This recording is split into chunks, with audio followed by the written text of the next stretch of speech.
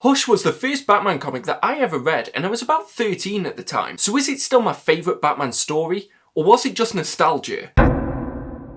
Woof woof! Hey guys, it's me Marcus, aka the Mad Dog, and we're back with another review. This one isn't going to be as scripted as the others, but written by Jeph Loeb and illustrated by Jim Lee, these 12 issues of Batman were published between October 2002 and September 2003. The plot starts when Batman rescues a kid that was kidnapped by Killer Croc, but the ransom was stolen by Catwoman. He chases her, but whilst he's in pursuit, his grappling line is cut, which causes him to fall and fracture his skull. This is the first of many attacks from afar from a bandaged stalker called Hush. Some of his most famous rogues and accomplices try to help him piece together who this shadowy figure is. But can the world's greatest detective solve this mystery before it's too late? But the main driving force for this book is definitely the art, which I still find quite amazing because of the fact that the writer is Jeph Loeb. This is the guy who did Batman The Long Halloween. He was probably one of the most prolific Batman writers at the time. Yet somehow he's still overshadowed by Jim Lee. And admittedly, that is one of the criticisms that I have for this book, that it feels more like the plot is just a vehicle for the art to do bigger and better things, rather than being something that is actually trying to tell you a story. I know that sounds weird, but it's something that I never noticed when I was originally reading this,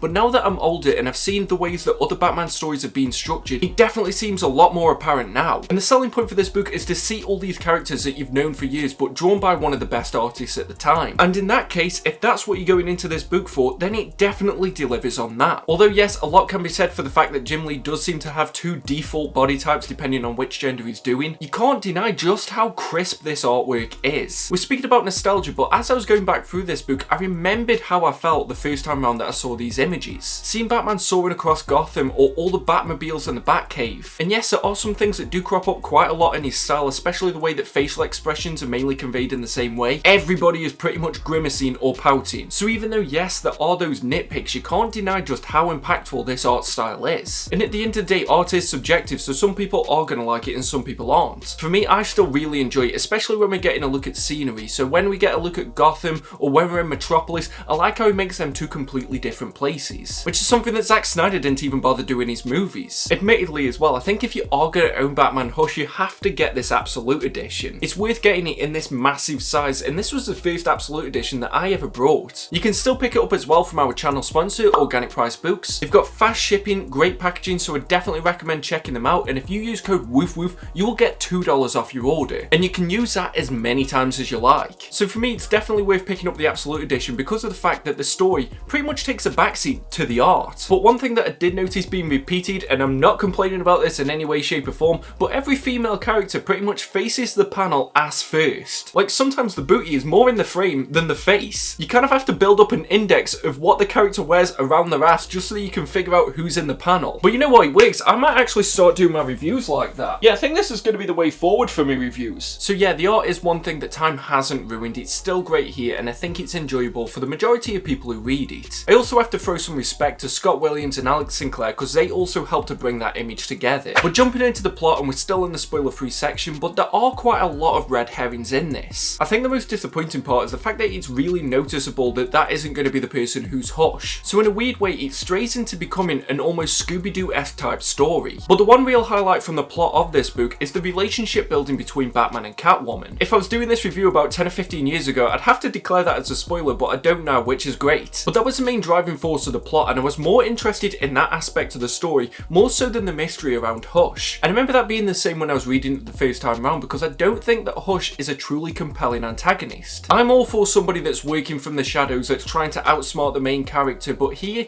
it just didn't really work as well as I wanted it to. So it's good that there's at least that secondary part of the plot that can carry the majority of the book in the relationship between Batman and Catwoman. But as a result of everything that was happening with Hush, I like how it expanded on it by looking at the paranoia of Batman. And it towed this very interesting line of him just being cautious because of the fact that he's a detective, and also the fact that he's got these suspicions because he doesn't know who he can trust. I think that's when a Batman story works really well. It's the reason why I love Tower of Babel so much. And for as much as I'm saying that Hush isn't a compelling antagonist, the effect that he has on Batman is still quite interesting to look at. And in terms of the rogues, yeah, I do feel like they were just shoved in where they could so that Jim Lee could draw them, but with his accomplices and the other members of the Bat family, it felt like they were incorporated because they were servicing the story. There wasn't really many people, except maybe one that I can think of that I might elaborate on in the spoilers, that felt like they were there just because of the fact that they could be there. It all felt like they had a purpose. And I think this is where the strength of Jeph Loeb shows throughout this book, because he understands the connection between all the members of the Bat family. I like that Oracle's set up in the Watchtower and we can hear how she talks to the other members. There's still trust issues with Huntress, so that changes the way that she speaks to them. It's at that stage where Tim Drake's trying to do his own thing, and it just feels like it's juggling all those things at the same time.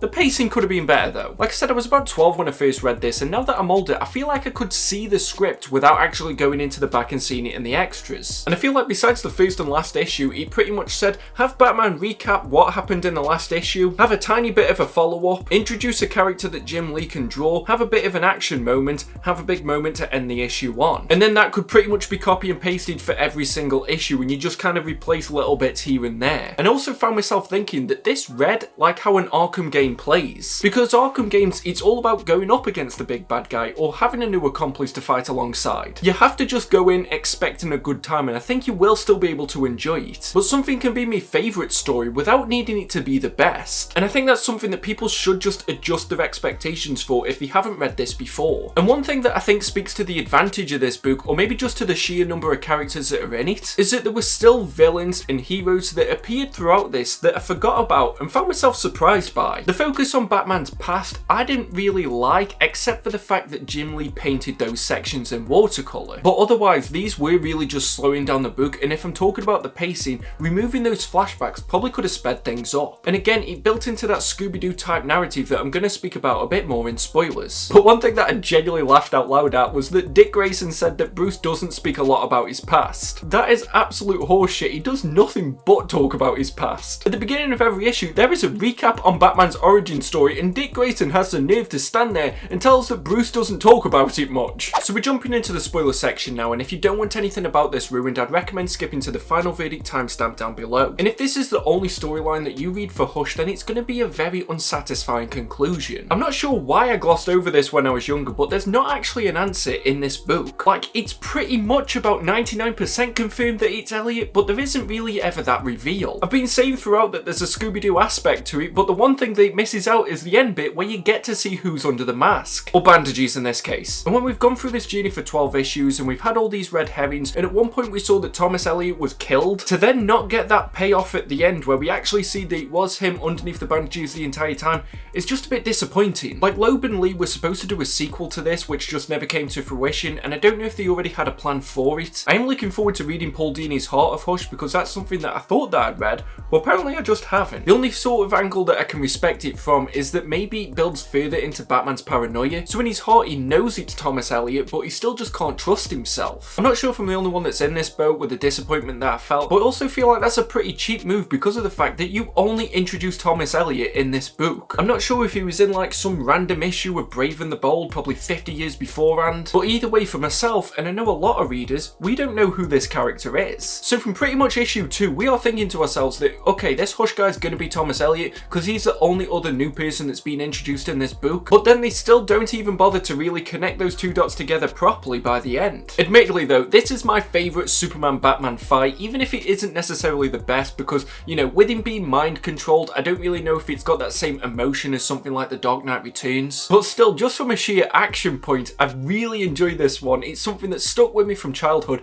and it still gives you those same vibes when you read it today. I think what really solidifies it is Batman's narration throughout, and how you get to see exactly how he gets the upper hand over Superman. So there are these big moments throughout this book that have stuck with me throughout childhood, and I think that just speaks to the strength of this story overall. And I think that's why I'm always going to remember it as my favourite Superman-Batman fight. And yeah, admittedly, the Jim Lee art helps a lot as well. Although I did say that I liked Batman's paranoia, I really didn't buy into the bit where he was willing to kill the Joker. Yes, you can argue that it's Batman, so if he wanted to kill him, he could have probably done it like that, but I still don't really think it's convincing in this moment. After everything everything that the Joker's done, even some of the stuff that Batman references in this moment, I don't think the death of Thomas Elliot is what would push him over the line. This character that you haven't even bothered speaking to in about 20 years. I know at the end they explained it that there was a subliminal message that they were flashing a little image of Thomas Elliot every time he was on the Bat computer, so I'm not sure if that subconsciously does something that made him want to kill in the moment where he saw that he was dead, even though he wasn't dead, but again, you get what I'm saying. This is why I normally do a script for these reviews, but it felt like they just needed a moment to end the book on rather than something that felt like it was actually at threat of happening. Beyond just his no-kill code, it felt like Batman was acting completely out of character in this moment, which is something that I don't really like and I don't really ever expect from Jeph Loeb. And I think my main issue was that is that Thomas Elliot didn't have enough presence to really be the driving force for this book. I like the first couple of connections, like where he fractured his skull, so he's like, oh okay, well I'll call my friend who's a surgeon, Thomas Elliot. But then there was literally every excuse to keep bringing him back in, and I know obviously it's because of the fact that he was also Hush, but considering that he's supposed to be the world's greatest detective, I don't know how he didn't figure out that he was the one person who's all of a sudden started appearing everywhere again. I think as well they just kept giving him way too much credit, like,